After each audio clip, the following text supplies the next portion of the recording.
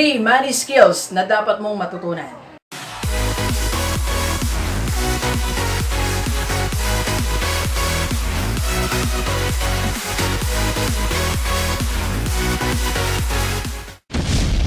Alright, so magandang gabi sa ating lahat, sa lahat ng Givers natin. And tonight, okay, so second vlog natin at Friday naman. So pwede tayo magpuyat and everything tonight. Okay, at sasagot tayo ng maraming tanong mamaya.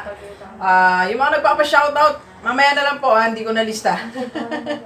So ganun po, pag gusto nyo magpa-shoutout, sabihin nyo na. Kasi may mga iba, yun nilang, pasabi yung mga identity nila. Pero kung may permission nyo, so gusto ko nga lahat kayo, basahin natin di ba, yung mga pangalan natin. Alright, so, okay, 3 money skills that you have to learn and you have to master. Napanood natin ang bagong vlog ni Dan Locke kagabi. Okay, so, 3 money skills na dapat nating matutunan. So, why Dan Locke? Ang ganda kasi ng beginning ni paano nagsimula si Dan Locke, anong ginawa niya. Very inspiring story niya. So, pwede nyo rin siyang panoorin sa kanyang YouTube channel. Type nyo lang Dan Locke. Yan. So, Ty Lopez, Grant Cardone. So, yan yung mga pinapanood natin ngayon. Sa kanila rin tayo kumuha ng mga inspiration, mga lessons in life. Sabi ko nga, lahat tayo dapat may learning time. So, hindi lang po kayo nanonood ng video ko. Nanonood din ako ng different videos para natututo tayo. Para, yung mindset natin, nagkakaroon din ng mga changes. Kasi minsan, di ba, akala natin tama na yung ginagawa natin. Di ba? Akala natin okay na tayo. Pero, when we hear it from other people, nag-realize natin na dapat pala may mga dapat pa tayo improve sa buhay natin. Alright? So, what are the 3 money skills na dapat mo daw matutunan right now? Okay? So, huwag ka na mag-abala, mag-aksaya ng panahon, dapat matutunan mo na to. Okay, so the first money skill na dapat nating matutunan. Ayan, so ang dami nagme-message. So, mamaya po natin basahin niya. 3 money skills. Ang una mo, dapat you learn this number 1 skill. This is important. That is making money. So, making money is a skill. So, yan yung unang-unang dapat nating matutunan. Paano ka magkapera, di ba? So, kasi maraming tao panay complain, wala akong pera. Lagi, pag-aling mo, wala akong pera, kulang pera ko, it's not enough and everything. So, kung hindi enough what you are receiving, what you have, so you learn the skill of making money. Di ba? So, paano ka ba mag-create ng money? Kung hindi sapat yan, then you have to create it. Remember, ang pera nandyan lang. Hindi naman lumabas ng earth, di ba? Hindi ko alam kung kanino ko narinig to. Sabi niya, ang pera nandyan lang sa mundo. If this is the earth, nandyan lang. Hindi naman nagpuntang Mars yan di ba? Hindi naman nagpuntang Pluto, hindi naman nagpuntang, Katan pa ba? Planeta pa ba si Pluto? So, hindi naman nagpunta ng Venus, ng Mercury, sa iba't ibang planeta, di ba? Hindi naman nadurog yung mga pera Ang ibig sabihin, nandyan pa rin sa mundo ang pera. At nandyan ka sa loob ng mundo. So, learn this skill, get your share. Learn the skill of making money. You get your share sa napakaraming pera. Ilan ang pinuproduce na pera sa buong mundo? Di ba? Wala ka bang skill to get your share? To get that share, to get that money, enough to sustain your needs, enough to do what you want, to do your mission in life, to buy the things that you need to help other people. Di ba? So, learn the skill. Ano bang skill ang dapat mo? Anong dapat mo gawin to earn money? So, try to start sa sarili mo. Ano ba? Sabi ko nga po, pag gusto mong magkaroon ng pera, mag-inventory ka lang ng kaya mong gawin. Ano yung mga kaya mong gawin? Then you turn that to income-generating activity. Marunong ka magsayaw, magturo ka. Be a choreographer, di ba? Magaling kang kumanta, magturo ka ng voice lesson. Magaling ka mag-drawing, di ba? Make your own materials, make your own drawing, gawa ka ng ibang mga things na using your creativity, then you'll get money, di ba? So, just start where you are right now. So, hindi mo na kailangang hintay maging perfect ang buhay mo bago ka magkaroon ng pera. You just have to desire it na kailangan makuha ko yung share na money na para sa akin. Di ba? Alam niyo daw po ang pera, lahat tayo, pagsasama-samahin natin lahat ng pera natin, sa buong mundo, sama-sama lahat. I-distribute sa atin equally. Kung ilang trillion niya, ilang pera na sa buong mundo, kukolektahin na isang tao. Pagka-collect daw po niya, i-distribute sa atin equally. Okay? But alam niyo po ba, after a year, Yung pera na kinuha mo sa iba't ibang klaseng tao, sa mayayaman, babalik din sa kanila. Why? Because they have the skill of making money. Kaya di ba yung mga nakikita natin, narinig natin story, nalugi ako sa negosyo ko, di ba? Kagad nakakabawi sila. Why? Because they have this skill.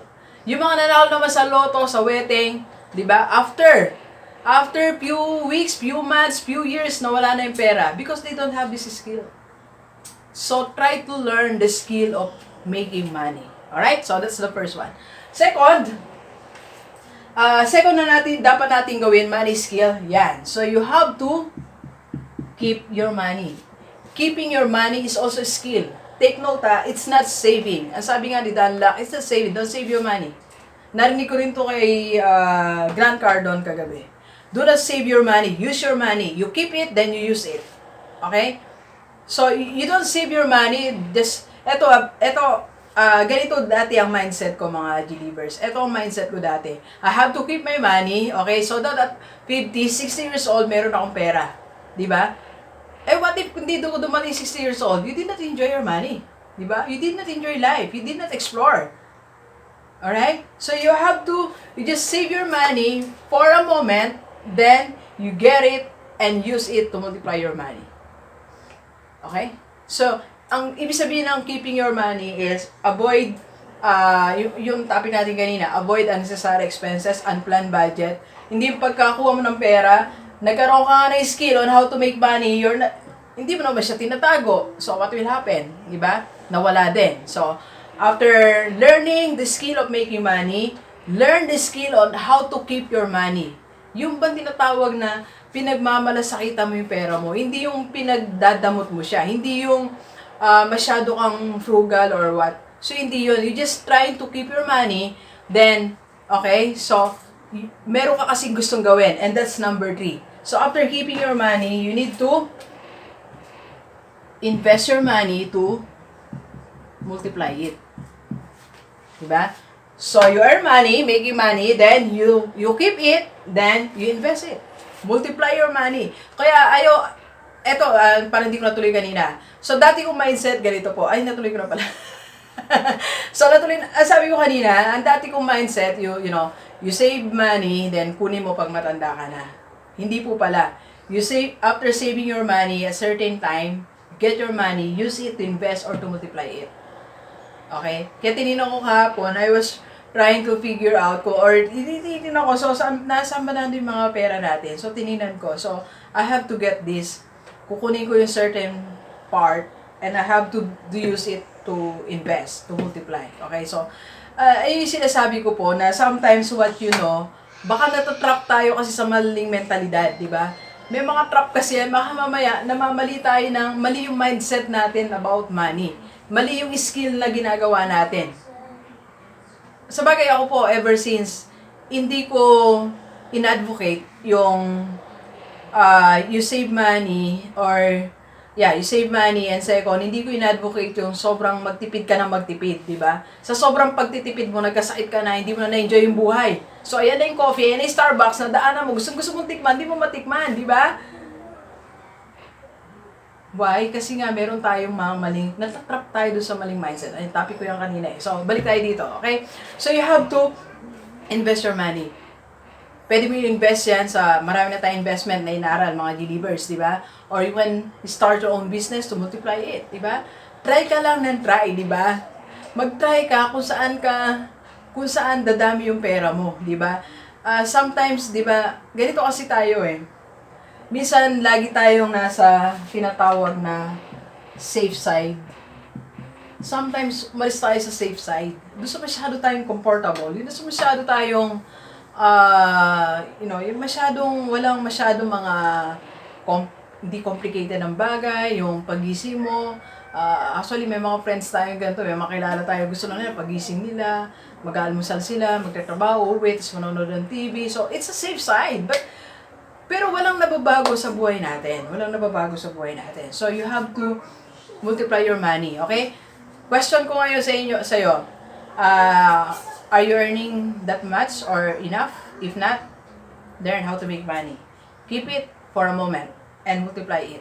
If you have already money in your bank, eto suggestion lang huwag niyo naman akong If it's contradict to your conviction, it's okay, it's fine. Just listen and try to evaluate kung ano pwede mong gawin. If you have money right now, kaya yung mga delivers natin na nagtatanong, yung mga OFW, ang daming tanong eh. At yung mga tanong nila, Doc G, anong gagawin ko? OFW ako, meron na akong 50,000 sa bangko, 100,000 sa bangko, 200,000 sa bangko. Uuwi na ba ako? Eto yung sasabihin ko sa'yo, if you have 50,000, 100,000, 200,000 in your bank, you go home. Multiply your money. Alright? So yung pera na yan, nagpagod ka dyan, hindi para lang ilagay doon sa bangko at pakinabangan ng bank. Nagpagod ka dyan, okay, to multiply your money. So lahat ng OFW natin na nandyan pa rin sa ibang bansa, naghihirap, naninikip ang dibdib, napapagod, di ba? Namimiss yung mga mahal sa buhay dito. Ang gawin nyo po, kung meron na kayong 100,000, you go home, you start your own business, multiply that 100,000. Alright? So kung nandito ka naman sa Pilipinas, okay, so nandito ka sa Pilipinas and you have money, and you are working, okay, do not resign. Okay? Huwag kang mag-resign, you get your money, mag-venture ka sa investment. Bumili ka ng lupang bakante, mag-share ka sa business ng ibang mga kakilala mo. Take the risk, diba? Take the risk. You have to explore because that's the beauty of life. That's the beauty of life. Okay? Medyo kailangan, tayo ng konti eh. Malikot tayo ng konti. Like ko nga sinishare minsan when I was in college, ako yung talaga sa amin na magkakaklase. Parang hindi ganun ka masyadong ideal student. So, kumbaga, I'm a varsity player, so laro lang tayo ng laro. So, hanggang ngayon, nung nakita-kita kami, lahat sila nasa public, maayos naman ang mga lagay nila, except for one. Parang ako lang talaga yung explore, di ba? Trying to do things na gusto kong gawin, di ba? And I don't regret it. I don't regret. So ako lang yung umalis sa public, nag-take ng risk, nagpunta sa NGO, lumuwas, di ba? I left Bataan, I went to Manila, I worked there. And ako lang din po yung nag-aaral sa Manila na-curious ako, ano meron sa Miriam College, what if sa Miriam College ako makagraduate, what if yung diploma ko nandito siya from Miriam, di ba? So, something like that. So, sometimes you have to, you have to take risks, to take chance, di ba? Umalis tayo sa ating comfort zone. Alright, so, bago tayo lumayo, balik tayo. The 3 money skills. Okay, start doing it right now. Okay, take the risk para mabago ang iyong buhay. Alright, so please share this video sa mga kaibigan mo. Kababayan natin, hindi lang OFW, maging dito sa Pilipinas. And if you need to speak or for seminar for student, teachers, parents, and companies team building, just call me 0939-525-4311. Okay, so visit my page, Bataan Business Innovation. And if you want to advertise your business, product man yan or services, message nyo lang ako. Kagaya tomorrow, I'll be visiting one business Bukay Bataan. Papunta tayo, i-feature natin ang kanilang business. Bali dalawa, bukas isang home base at isang resto. Alright? So, thank you very much, Universe. Enjoy the rest of the day and let's go, let's go!